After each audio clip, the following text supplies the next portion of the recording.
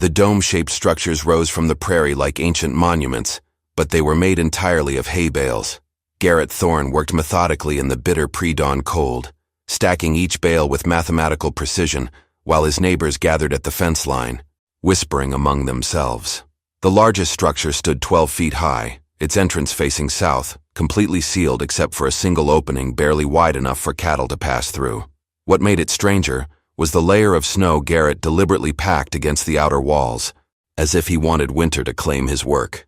Marcus Hendricks shook his head from across the road, his weathered face twisted with disapproval. Nobody built shelters this way.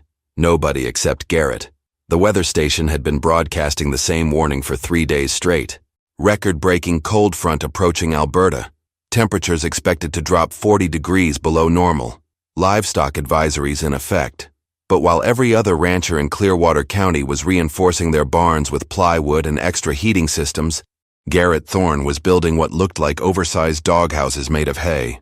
The local coffee shop buzzed with speculation about his mental state, especially since his wife's death 2 winters prior had left him increasingly isolated on the family ranch.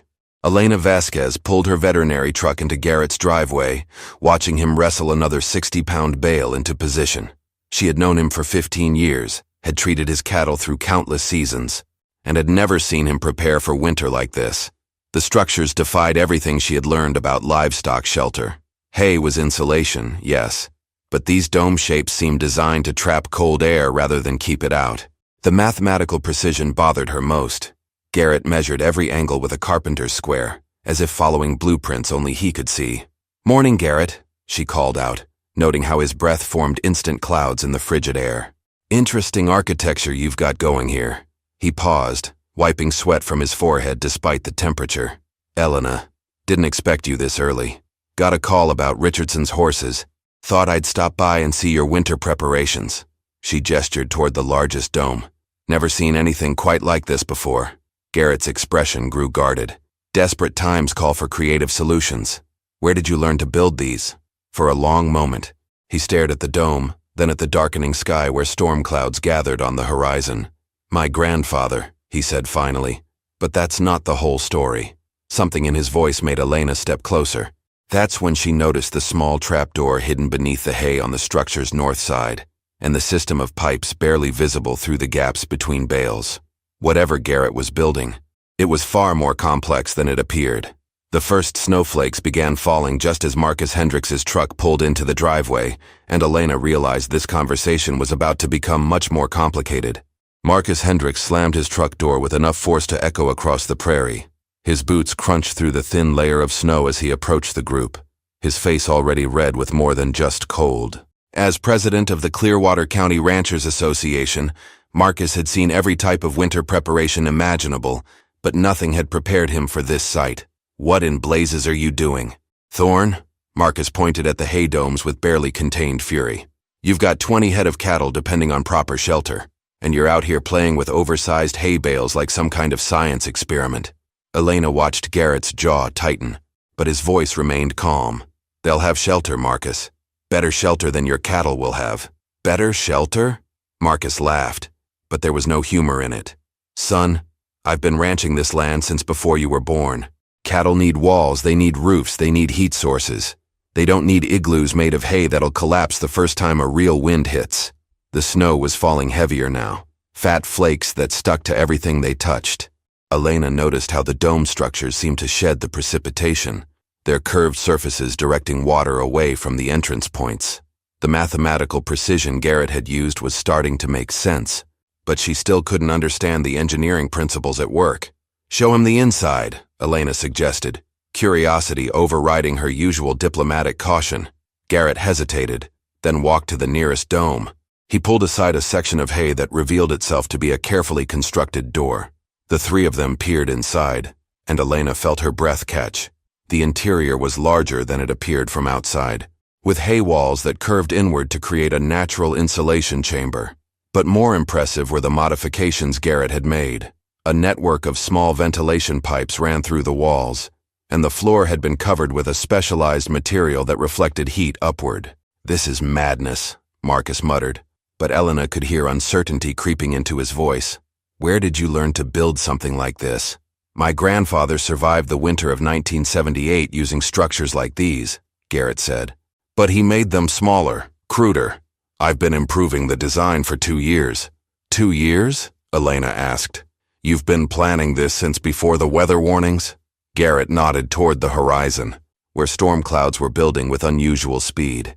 Weather patterns have been changing. Traditional methods aren't going to be enough anymore. Marcus scoffed. Climate change nonsense. We've had bad winters before, and we've always gotten through them the right way. The right way got 17 ranchers bankrupted last winter, Garrett replied quietly. The right way left Johnson's cattle dying in his barn when his heating system failed. The wind was picking up, carrying with it an edge of cold that cut through their heavy coats. Elena pulled out her phone and checked the weather app. The temperature had dropped 8 degrees in the past hour. Forecast just got worse, she announced. They're predicting the storm will hit tonight, 12 hours earlier than expected. That's when they heard the sound that would change everything. The distant rumble of Garrett's neighbor's barn roof collapsing under the weight of rapidly accumulating snow. The sound came from the Richardson property, half a mile east through the falling snow. Elena grabbed her veterinary bag without hesitation, knowing that a collapsed roof meant trapped animals and potential injuries. Marcus followed, his earlier bravado replaced by genuine concern for his fellow rancher. Garrett stood motionless for a moment, staring at his hay domes, then secured the entrance to the structure they had been examining. I'm coming with you, he announced, climbing into Elena's truck. The drive to Richardson's ranch took 10 minutes through increasingly heavy snowfall. What they found confirmed everyone's worst fears. The main barn had partially collapsed, its traditional peaked roof buckling under snow that was accumulating faster than anyone had predicted.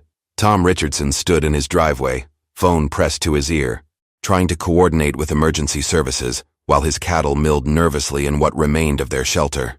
How many head were inside? Elena asked, already pulling on her boots. 12, Tom replied, his voice shaking. I got 8 out, but 4 are trapped under the debris. The roof came down on the northeast corner where they always sheltered during storms. Marcus and Garrett immediately began moving the twisted metal roofing and splintered wood beams.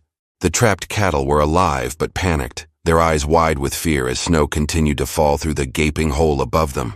Elena worked to assess their injuries while the men cleared debris. One cow had a deep laceration on her flank. Another appeared to have a possible broken leg. We need to get them out of here, Elena said. But where? The rest of your barn isn't safe with this snow load. Tom looked helplessly at the damaged structure. I don't know. Maybe we can reinforce the south wall temporarily. Bring them to my place, Garrett said quietly. Marcus stared at him. Your hay houses won't hold 12 cattle, Garrett. They'll hold more than 12. Garrett was already helping guide the injured cow toward Elena's truck. And they'll be safer than any patched-up barn. The next hour was a blur of organized chaos. Elena treated the worst injuries while the men loaded cattle into trucks and trailers. The snow was falling so heavily now that visibility dropped to less than 50 yards.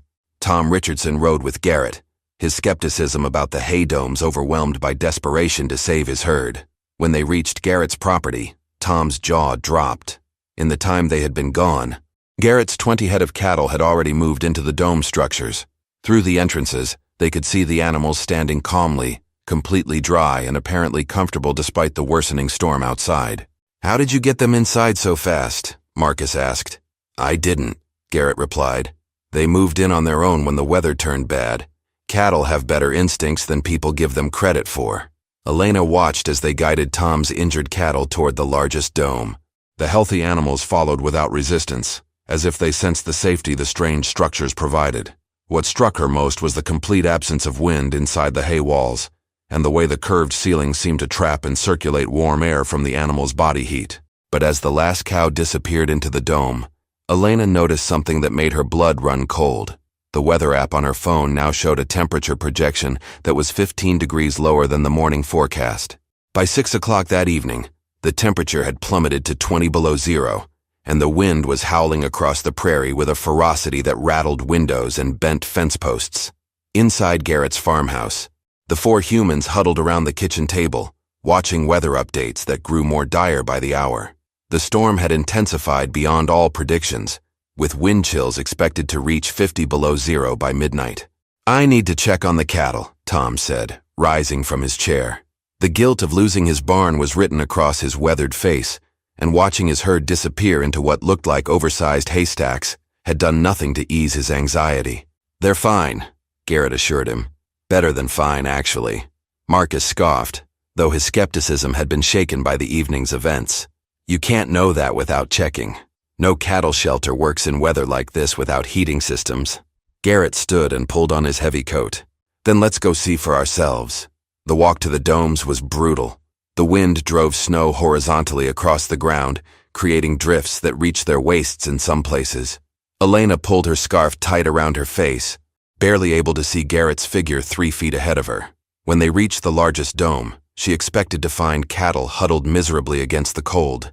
Instead, she found something that defied everything she thought she knew about animal shelter. The interior of the dome was warm, not just warmer than outside, but genuinely comfortable. The cattle stood calmly, some even lying down and chewing cud as if it were a mild spring day. Steam rose gently from their bodies, but instead of condensing and creating dampness, the moisture seemed to circulate through the hay walls and disappear. "This is impossible," Marcus whispered, removing his gloves in the unexpected warmth. "It's gotta be 60 degrees in here." Garrett knelt beside one of the ventilation pipes Elena had noticed earlier. The hay provides insulation, but that's just the beginning. The dome shape traps rising warm air and circulates it back down through these channels. The cattle's body heat warms the space, and the curved walls prevent heat loss while allowing moisture to escape. "Your grandfather really taught you this?" Elena asked, running her hand along the carefully constructed hay walls. "My grandfather learned it from Inuit traders who came through Alberta in the 1970s, Garrett explained. "They taught him how igloos work with ice, and he adapted the principles using hay bales. But he never perfected the ventilation system." Tom Richardson stood speechless, watching his injured cow lying comfortably on a bed of clean straw, showing no signs of distress despite her lacerated flank. "How long will this hold up?" "The worst storms my grandfather faced lasted 5 days, Garrett said. "These structures held for 2 weeks. Outside, the wind was reaching hurricane strength, and Elena's phone showed that 3 more barns in the county had reported structural damage. Weather services were calling it a once-in-a-century storm, with temperatures expected to drop even further before dawn. But inside the hay igloo, surrounded by calm cattle and impossible warmth, Elena began to understand that they weren't just witnessing innovative farming techniques. They were seeing the difference between survival and disaster, between old wisdom and stubborn tradition. The real test, however, was just beginning. Through the dome's entrance, she could see snow accumulating against the outer walls at an alarming rate, and she wondered if any structure, no matter how ingeniously designed, could withstand what was coming next. At 3 in the morning, Elena's emergency radio crackled with reports that confirmed everyone's worst fears. This was officially the worst winter storm to hit Alberta in 53 years, surpassing even the legendary blizzard of 1978 that had bankrupted dozens of ranchers and killed hundreds of cattle across the province. Wind speeds had reached 90 miles per hour, and the temperature had dropped to 47 degrees below zero, with no sign of improvement before dawn. Garrett stood at his kitchen window, watching snow pile against the hay domes at an alarming rate. The structures were now completely buried on their windward sides, looking more like natural hills than man-made shelters. For the first time since the storm began, doubt crept into his voice. "I've never seen snow accumulate this fast," he admitted to Elena, who was monitoring weather updates on her laptop. "The design is based on my grandfather's experience, but he never faced anything quite this extreme." Tom Richardson paced the kitchen floor, unable to hide his anxiety about the 12 head of cattle he had entrusted to Garrett's experimental shelters. "My insurance won't cover this if something goes wrong," he said. "If I lose those cattle, I lose the ranch. 3 generations of my family's work, gone." Outside, the wind howled with a fury that rattled the farmhouse windows and sent debris flying across the prairie. Elena's phone buzzed constantly with emergency calls from other ranchers reporting catastrophic losses. The Morrison Ranch had lost its entire herd when their heated barn's electrical system failed. The Henderson family was evacuating their property after their roof collapsed, trapping them inside for 2 hours. Marcus sat silently at the table, his earlier skepticism replaced by grim recognition of how wrong the traditional preparations had been. His own ranch was 15 miles south, and he had received word an hour ago that his main barn was showing stress fractures in the support beams. "We should check on the cattle," Elena suggested. though the idea of venturing outside in hurricane-force winds seemed almost suicidal. "Not until the wind dies down," Garrett replied firmly. "Those gusts will knock a man flat and bury him in seconds." But as if responding to their conversation, they heard a sound that made everyone's blood run cold. The sharp crack of splintering wood coming from the direction of the domes. Through the kitchen window, they could see one of the smaller hay structures beginning to lean dangerously to one side, its carefully constructed wall buckling under the immense weight of accumulated snow and ice. Tom grabbed his coat. "I'm going out there." "You'll get yourself killed," Marcus protested, but Tom was already heading for the door. Garrett caught his arm. "If that structure fails, the cattle inside will panic and bolt into the storm. They'll freeze to death in minutes." The crackling sound came again, louder this time, followed by what sounded like the low bellow of frightened cattle. Elena realized with growing horror that they were about to witness either the complete vindication of Garrett's methods or a disaster that would haunt them for the rest of their lives. The radio crackled again. "All emergency services suspended until wind speeds drop below 40 miles per hour. No rescue operations possible at this time." They were completely on their own, and the night was far from over. Against everyone's protests, Garrett pulled on his heaviest winter gear and stepped into the storm. The wind immediately knocked him sideways, and Elena watched through the window as he fought his way toward the failing structure, using a rope he had tied to the porch railing as a guide. The snow was so thick that he disappeared completely after just 20 feet. Inside the leaning dome, they could hear the cattle moving restlessly, their distress calls barely audible above the screaming wind. Marcus stood at the window, his hands pressed against the glass. "He's going to get himself killed out there," he muttered, but there was something in his voice that Elena had never heard before. Respect. 10 minutes passed before they saw Garrett's silhouette again, fighting his way back through the storm. When he finally burst through the kitchen door, his face was red with cold and his beard was caked with ice, but his eyes were bright with determination. "The structure is holding," he announced, pulling off his gloves. "The wall buckling we heard was actually the design working exactly as it should. The hay bales are compressing under the snow load, which makes the dome stronger, not weaker." Tom stared at him in disbelief. It sounded like the whole thing was coming apart. "That's compression settling. My grandfather called it finding its bones.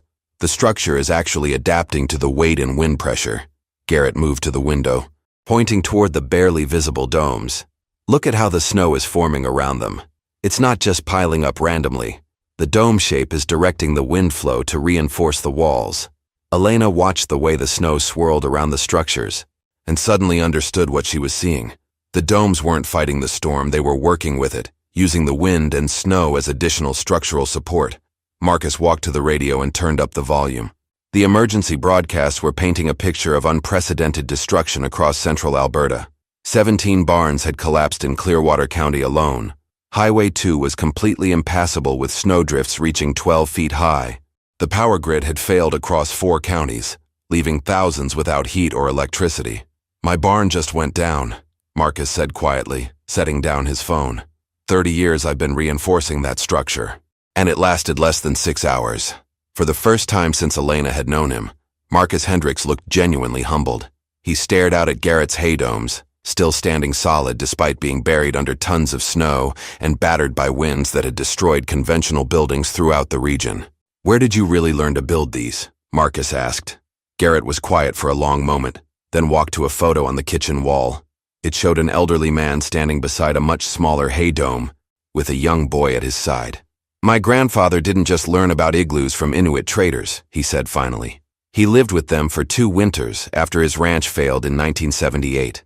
He lost everything using conventional methods, just like everyone else." "And the boy in the picture?" Elena asked, though she already knew the answer. "That's me, learning the hard way that sometimes the old ways aren't the right ways." Outside, the storm continued to rage, but for the first time in hours, Elena felt a sense of calm. They were going to survive this night. The question was, what would be left of the world when morning came? Dawn broke gray and silent across the Alberta prairie. The storm had finally exhausted itself just before sunrise, leaving behind a landscape transformed beyond recognition. Snowdrifts reached the 2nd floor of the farmhouse, and the wind had carved fantastic sculptures from the accumulated snow that buried fences, roads, and most buildings completely. Garrett was the first outside, moving carefully through snow that reached his chest in places. Elena and the others followed, using the path he broke through the drifts. When they reached the area where the hay domes had been, Elena stopped in amazement. The structures were completely invisible, buried under smooth mounds of snow that looked like natural hills. "Are they still there?" Tom asked, his voice tight with anxiety about his cattle. Garrett knelt beside the largest mound and began digging with his hands until he found the entrance to the dome. What they discovered inside defied every expectation. The cattle were not just alive, they were thriving. The interior remained warm and dry, with no signs of distress among the animals. Tom's injured cow was standing comfortably, her wound showing clear signs of healing in the stress-free environment. Marcus stood speechless as he watched steam rise gently from the cattle's bodies in the morning air. The ventilation system had worked perfectly throughout the storm, maintaining ideal conditions while the worst blizzard in 50 years raged overhead. Outside the dome, the temperature was still 15 below zero. Inside, it felt like a comfortable spring day. "My phone has 17 missed calls," Elena announced, checking her messages. "Every rancher in 3 counties wants to know if we're alive."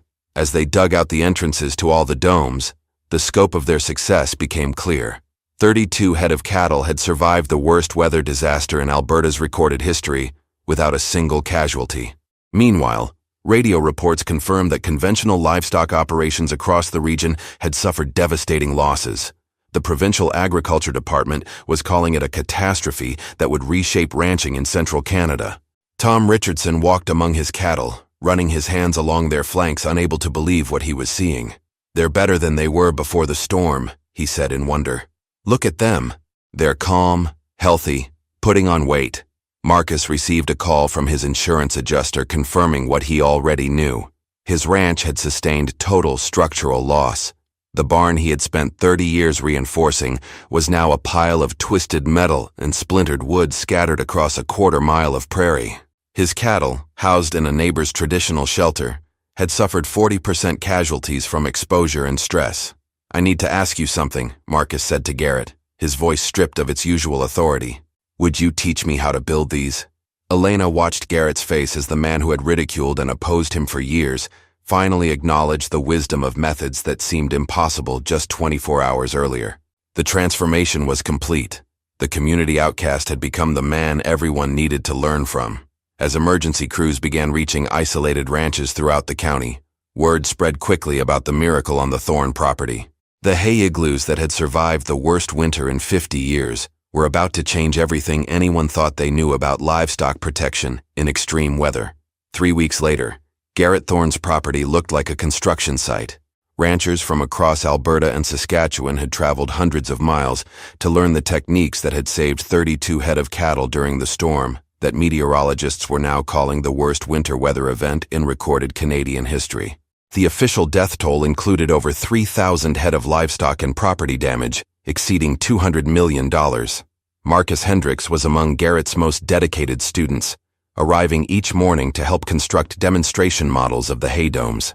His own ranch was being completely rebuilt using Garrett's methods, with insurance companies now recognizing the igloos as superior storm protection and offering reduced premiums for ranchers who adopted the innovative designs. "The key is the compression ratio," Garrett explained to a group of visiting ranchers, demonstrating how the hay bales lock together under pressure. "The storm doesn't destroy the structure, it actually strengthens it by compacting the insulation." Elena had documented the entire winter survival story for the provincial agriculture department, and her report was being studied by livestock protection specialists across North America. The University of Alberta had offered Garrett a consulting position to develop standardized construction protocols for what they were now calling adaptive thermal shelters. Tom Richardson stood beside his rebuilt herd, which had not only survived but thrived during their time in the hay igloos. His cattle showed improved weight gain and lower stress indicators compared to animals housed in conventional barns. The insurance settlement from his collapsed barn, combined with his healthy livestock, had actually improved his financial position. "Your grandfather would be proud," Elena told Garrett, as they watched another group of ranchers practicing the dome construction techniques. Garrett nodded, looking at the photo he now kept in his shirt pocket. The old man and the boy learning lessons that would save lives 50 years later. "He always said that the land teaches you what you need to know, if you're willing to listen." The transformation was complete. The community that had once ridiculed Garrett's methods now sought his expertise with desperate urgency. Traditional ranching organizations were rewriting their winter preparation guidelines. Agricultural supply companies were developing specialized hay bale configurations designed specifically for dome construction. As spring approached and the last of the snow melted away, revealing the full scope of destruction across the prairie, Garrett's property stood as proof that innovation could triumph over tradition when survival was at stake. The hay igloos that had withstood the worst winter in 50 years had done more than save cattle. They had revolutionized an entire industry's approach to extreme weather preparation. The skeptics had been silenced, the community had been transformed, and the wisdom of an old man and his Inuit teachers had finally found its place in the modern world. In a landscape scarred by disaster, Garrett Thorne's ranch remained whole, its success measured not just in surviving cattle, but in the knowledge that would protect countless herds for generations to come. If you enjoyed this story, click the video on your screen now to watch another unforgettable tale, where courage and innovation collide in ways you never expected. Don't forget to subscribe and consider a super chat to help us keep bringing you more stories like these. Your support means everything to us.